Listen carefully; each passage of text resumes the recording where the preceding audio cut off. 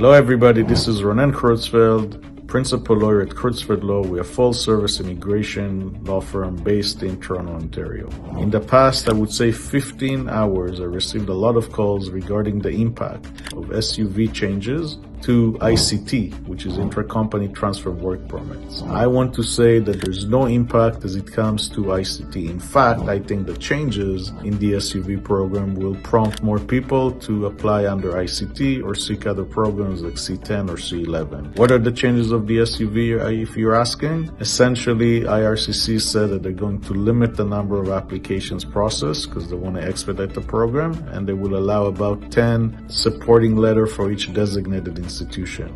Last time I counted, there were about 80 to 100 designated institutions.